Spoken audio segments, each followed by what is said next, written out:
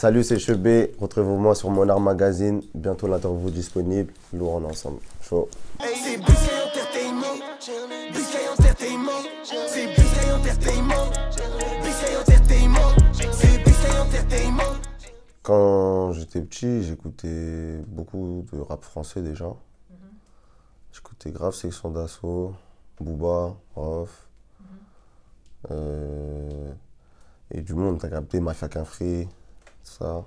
Et en américain, il y a du monde aussi. 50, j'aimais bien 50, Timbaland. Franchement, voilà. Pour l'instant, mais je pourrais t'en citer plus, voilà, mais à peu près.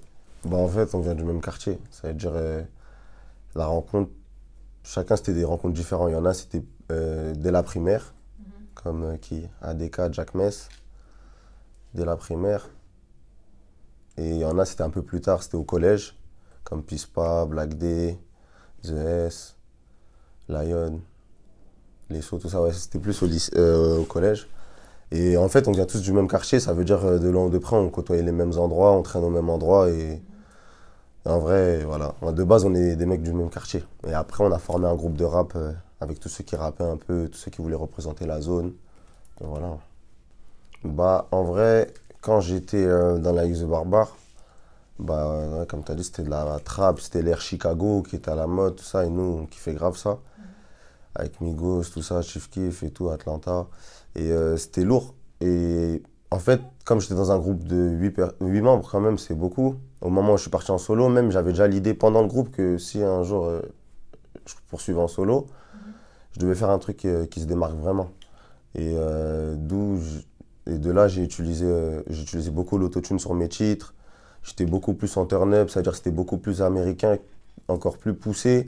Et à la fois, en fait, on a mis une petite image hype autant crédible en rue que, tu vois, que côté hype. Ça veut dire qu'au final, j'essaie de toucher un peu plus large. Avant, j'étais plus centré sur la rue, street. Et là, après, j'essaie de toucher un peu plus. Et au final, ça s'est bien passé. Les gens, ils ont apprécié. Donc, on a continué à développer un peu les deux. Donner toujours un peu des deux, histoire que tout le monde soit rassasié, t'as capté. J'aime pas, la plupart du temps, j'aime pas trop écrire. Sur certains... En fait, je trouve, sur notre type de musique qu'on fait, des fois, c'est mieux d'être direct, tu vois, expressif, que des fois, tu vas écrire ton texte trop longtemps, tu vas trop réfléchir et quand tu vas l'interpréter, ça sera pas pareil, tu vois. Après, chacun a sa façon de travailler différente. Il y en a pas une meilleure qu'une autre. Non, toujours, moi. Toujours instinctif, directement au studio. Genre, quand je vais au studio, je sais jamais ce que je vais faire à l'avance. Maximum, peut-être, j'écoute un peu une prod, j'ai un peu de mélodie dans ma tête, mais sinon, je sais rarement ce que je vais faire à l'avance au studio. Bah, mon frérot Leto. C'est ce que j'allais dire, sans Éclair ni Leto. Bah, ça existe pas alors. Ça existe pas?